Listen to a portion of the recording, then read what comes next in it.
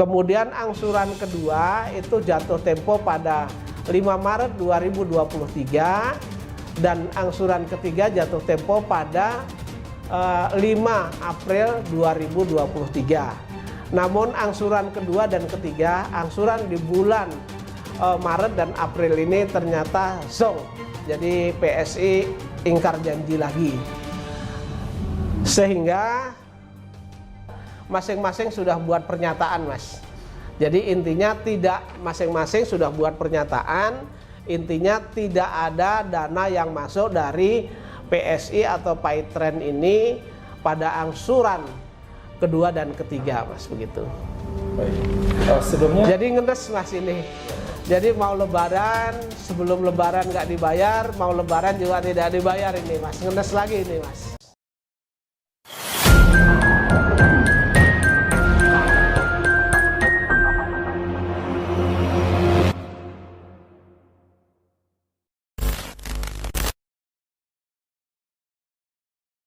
Bismillahirrahmanirrahim. Assalamualaikum warahmatullahi wabarakatuh. Pada hari ini, hari Senin tanggal 17 April 2023, saya akan menyampaikan beberapa kabar yang tidak enak berkaitan dengan klien saya 14 karyawan Paytren. Kebetulan ini banyak yang bertanya bagaimana tindak lanjutnya berkaitan dengan angsuran daripada karyawan Paytren, daripada PSI atau Paytren, begitu. Sehingga dari beberapa banyak pertanyaan itu tidak mungkin saya jawab satu persatu karena cukup banyak yang bertanya, sehingga perlu dibuat video ini sebagai agar diketahui kalayak rame juga, gitu ya. Jadi antara 14 karyawan yang saya wakili, kemudian PT PSI yang diwakili oleh direkturnya pada saat itu sudah membuat surat perjanjian bersama. Kemudian dari perjanjian bersama ini sudah didaftarkan ke Pengadilan Hubungan Industrial pada Pengadilan Negeri Kota Bandung. Di dalam perjanjian ini bahwa PSI atau Paytren itu akan melakukan pembayaran kewajiban secara diangsur setiap bulannya. Kemudian pada saat angsuran pertama berjalan dengan lancar sesuai dengan perjanjian, kemudian angsuran pertama itu jatuh tempo pada tanggal 5 Februari 2023. Itu dibayar oleh PSI atau Paytren sesuai dengan tanggal tersebut. Kemudian angsuran kedua itu jatuh tempo pada 5 Maret 2023 dan angsuran ketiga jatuh tempo pada 5 April 2023. Namun angsuran kedua dan ketiga, angsuran di bulan Maret dan April ini ternyata zong.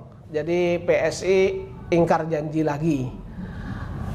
Sehingga kami akan melakukan upaya hukum, ya, namun karena ini sudah mendekati Lebaran, sehingga saya kira tidak efektif juga untuk surat menyurat untuk mengadukan ke sana, sehingga kami akan bergerak berkaitan dengan permasalahan klien saya 14 ex karyawan Paytren ini dengan Paytren itu akan saya mulai lagi atau akan saya usahakan untuk menempuh langkah hukum dan lain sebagainya itu setelah Lebaran, begitu. Baik, Pak Zani dan Pak Sudar sebagai kuasa hukum 14 mantan karyawan Paytren, Pak, ya? Iya. Baik, artinya ini pihak Paytren hanya membayar pada angsuran pertama saja, Pak, ya? Angsuran pertama, betul. Apa alasan dari pihak Paytren, Pak? Kenapa tidak melanjutkan pembayaran sesuai yang disepakati, Pak? Pada saat angsuran kedua itu jatuh tempo, saya sudah WA kuasa hukumnya. Ini tanggal 6-nya ya, jatuh temponya tanggal 5, tanggal 6 Maret itu saya WA, Mas, ini kewajiban dari Paitren itu belum dilaksanakan. Nah, menurut kuasa hukumnya akan disampaikan nanti Pak gitu. Tapi sampai dengan saat ini tidak ada jawaban. Kemudian untuk memperkuat bahwa 14 karyawan PT Paitren klien saya itu tidak dibayar, masing-masing sudah buat pernyataan Mas. Jadi intinya masing-masing sudah buat pernyataan, intinya tidak ada dana yang masuk dari PSI atau Paitren ini pada angsuran kedua dan ketiga Mas, begitu. Baik. Sebelumnya jadi ngenes Mas ini. Ya. Jadi mau lebaran, sebelum lebaran nggak dibayar, mau lebaran juga tidak dibayar ini Mas. Ngenes lagi ini Mas. Oke. Iya. Baik. Padahal ini hak-hak daripada 14 karyawan ini sangat dibutuhkan Pak ya. Oh sangat dibutuhkan sekali, sangat dibutuhkan sekali. Mendekati lebaran Pak. Bagaimana Pak respon atau perasaan dari teman-teman karyawan Paitren ini Pak? Apa sakit hati, kecewa, bagaimana Pak? Kan perjuangannya juga waktu yang panjang Pak. Yang jelas mereka juga merasa kecewa, merasa sakit hati, kemudian merasa ya campur aduk semuanya. Terzolimi lah begitu. Karena kan sudah ada perjanjian bersama ketika di Desnaker mediasi sudah dicapai kesepakatan, okelah diangsur kan begitu. Kemudian diangsur juga nggak dibayar juga gitu. Memang ini kan tabiat lah mungkin, tabiat atau etikat tidak baik daripada Paitren atau PSI gitu. Baik. Iya. Jadi untuk selanjutnya langkah hukum apa Pak yang akan dibayarkan Pak? Langkah hukum selanjutnya kami karena ini sudah didaftarkan ke PHI, tentu kami akan mengikuti jalur hukum di PHI. Kemudian berkaitan dengan Disnaker bagian pengawasan kami juga akan mengadukan ke sana. Kemudian dari sakit hatinya 14 karyawan ini dulu memang sudah ada yang dibocorkan kepada saya bahwa saya sudah mendapat dokumen juga uang yang dihimpun di PSI atau Paitren ini dilarikan ke tempat lain dan nanti juga akan kami tindak lanjuti karena itu merupakan menurut saya merupakan tindak pidana ekonomi, yaitu tindak pidana pencucian uang begitu. Artinya ini akan melebar.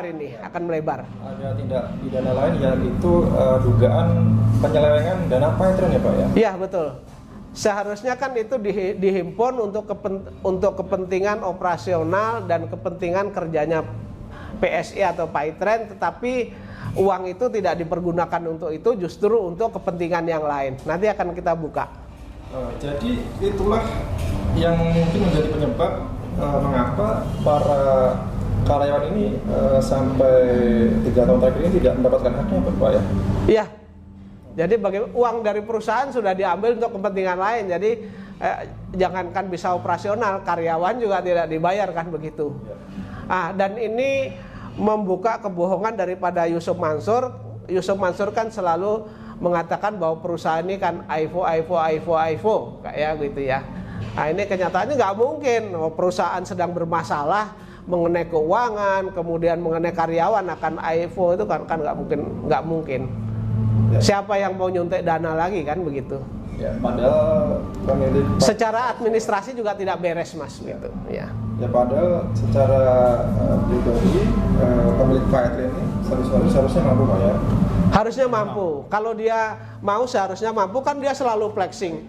Kalau uang katanya tinggal berdoa, uang banyak, bisa beli ABC, kan begitu. Baik, bisa disebut Pak, nanti akan diadukan ke instansi mana saja Pak nanti Pak? Kalau berkaitan dengan penyelewengan keuangan nanti akan kami adukan sebagai warga negara. Saya akan mengadukan ini baik itu ke Mabes Polri, kemudian Kejaksaan Agung, kemudian PPATK agar diselidiki aliran dana Paitren ini kemana saja, kemudian kepada OJK karena kan berkaitan dengan penghimpunan dana dari masyarakat ini, dari mitra kerja daripada PSI atau Paitren itu. Oke, baik Pak. Terkait dengan langkah hukum Pak Zaini selanjutnya Pak, kemungkinan sanksi apa Pak yang mungkin bisa diberikan kepada pihak Paetren Pak terkait dengan kembalinya menunggak gaji mantan karanya ya sesuai dengan perjanjian yang disepakati. Kemudian yang kedua terkait kemungkinan sanksi apa yang bisa diberikan terhadap dugaan penyelewengan dana Paetren ini Pak. Kalau terhadap karyawan tentu harapan saya tentu terselesaikan semua pembayaran kepada karyawan. Tetapi kalau kepada pihak lain berkaitan dengan dugaan saya ada dugaan dengan keras ya, dugaan dengan keras dan saya punya alat bukti gitu. Itu nanti harapan saya diambil tindakan hukum. Kalau itu nanti terbukti tindak pidana pencucian uang, ya harta kekayaan, baik itu harta kekayaan perusahaan maupun harta kekayaan dari pemiliknya itu disita. Bisa seperti itu Pak ya? Bisa begitu. Karena ini kan banyak. Umroh merdeka saja kan ada 7.500. Kalau mereka satu orang setor 3,5 juta udah berapa Mas? Iya. Banyak Pak ya? Banyak. Ya. Sebenarnya Pak, dalam surat perjanjian yang sudah disepakati sebelumnya ya Pak ya? Iya. Setelah mulai perjalanan mau disnaker ya Pak ya? Iya. Secara tekstual Pak, jikalau pihak perusahaan atau pihak Paetren ini Pak kembali menunggak pembayaran gaji mantan karyawan Pak, ini sebenarnya apa Pak konsekuensinya Pak dalam surat perjanjian yang sudah disepakati? Ya kalau dalam surat perjanjian ini hanya konsekuensinya mereka membayar. Kalau tidak membayar, karena pada saat itu juga sebenarnya saya meragukan juga bahwa itikat baik dari PSI atau Paetren itu untuk mencicil sampai dengan selesai kan begitu. Makanya saya minta pada saat itu, kalau teman-teman masih ingat, pada saat itu saya minta jaminan, mereka kan tidak mau. Tetapi ketika saya konsultasikan sama karyawan, ya sudah Pak dicicil gitu, tanpa agunan nggak masalah. Kenyataannya tanpa agunan pun masih wan prestasi lagi atau ingkar janji lagi begitu. Oke Pak, mungkin ada pesan-pesan kepada pihak Paetren atau pemilik Paetren ini Pak terkait dengan kembalinya penunggak gaji yang sudah seharusnya disepakati ini Pak. Kepada PSI atau Paetren ini menurut saya sudah tidak perlu dihimbau lagi. Tidak perlu dihimbau lagi. Kalau dihimbau juga telinganya sudah peka, kemudian hati nuraninya sudah mati, ya. Hati nuraninya sudah mati, telinganya sudah peka, matanya sudah buta, sehingga tidak ada jalan lain kecuali ditempuh secara jalur hukum dan dilaporkan kemana-mana begitu. Baik, Pak Zaini dan juga Pak Sudar, apa ya alasan mengapa perkara ini harus diadukan kepada instansi yang sudah Bapak sebutkan tadi Pak? Jadi begini Mas, sesuai dengan niat saya dari awal. Yang pertama adalah saya mengajukan gugatan itu sebenarnya bukan menang atau kalah, tetapi harapan saya bahwa saya menunjukkan kepada publik bahwa Yusuf Mansur sekaligus owner daripada PSI atau Paetren ini pernah membuat investasi batu bara yang berakhir dengan menyakitkan. Modalnya tidak dikembalikan, kemudian keuntungan tidak dikembalikan sampai dengan 12 tahun. Itu tujuan saya. Kemudian setelah saya mengajukan gugatan, ternyata banyak korban-korban yang lain. Tentu harapan saya jangan sampai ada korban-korban lagi. Karena ini kan batu bara bermasalah, kemudian investasi berkaitan dengan PSI, Paetren ini kan ada aset manajemen, kemudian umroh merdeka dan lain sebagainya, kan ini bermasalah. Jadi hati-hati kalau dengan Yusuf Mansur dan keluarganya berkaitan investasi, sebaiknya dihindari. Kemudian untuk menghilangkan langkah Yusuf Mansur ini, jangan sampai juga karena mereka katanya bisnisnya, mereka mengatakan bahwa bisnisnya ada di beberapa kuliner, para netizen, para korban sudah jangan makan di sana lagi, begitu Mas. Ya. Baik, terima kasih. Hanya itu jalan salah satunya. Kalau ditagih berkaitan dengan investasi nggak mau, maka sekarang saya mengajak para korban, para netizen untuk tidak makan di tempat yang digawangi Yusuf Mansur begitu. Oke Pak, ataupun jika Yusuf Mansur ini membuat bisnis baru, diimbau untuk masyarakat jangan tergiur untuk... Udah nggak usah. Baik. Banyak korban, investasi tabung tanah juga nggak jelas, investasi hotel juga nggak jelas, kemudian investasi berkaitan dengan umroh merdeka dan lain sebagainya itu nggak jelas semua. Baik Pak. Baik Pak. Sedikit Mas, jadi kepada instansi yang berkaitan dengan PT, berkaitan dengan kemudian penggalangan dana dari masyarakat, menurut saya yang mendengar video saya ini agar mau bertindak membantu masyarakat untuk setidak-tidaknya membekukan, atau kalau mereka nanti ada perubahan anggaran dasar untuk sementara ini tidak dilayani terlebih dahulu, terutama Departemen Kehakiman kalau nanti ada perubahan dan didaftarkan untuk tidak melakukan perubahan terlebih dahulu, karena ini perusahaan PT PSI atau Paitren ini sedang bermasalah dengan mitra-mitranya, kemudian para karyawan begitu. Baik Pak. Dan kalau ada investor yang mau beli, saya berharap untuk tidak beli ini karena ini sedang bermasalah. Banyak masalah gitu. Baik. Jadi rencananya kapan Pak ini pengaduan akan dilakukan? Saya akan bergerak untuk melakukan upaya hukum ini nanti setelah Lebaran Mas, karena ini kan sudah mepet mau Lebaran Mas gitu. Iya. Baik. Ini konsentrasi ke ibadah dulu Mas gitu. Baik. Baik, terima kasih Pak Zaini dan Pak Sudar terus berjuang untuk membantu saudara-saudara kita dalam menuntut hak-haknya Pak ya. Ya, Semoga baik. apa yang menjadi upaya Pak Zaini dibalas oleh Allah dengan pahala yang berlimpah. Baik, terima kasih. Assalamualaikum Pak Zaini.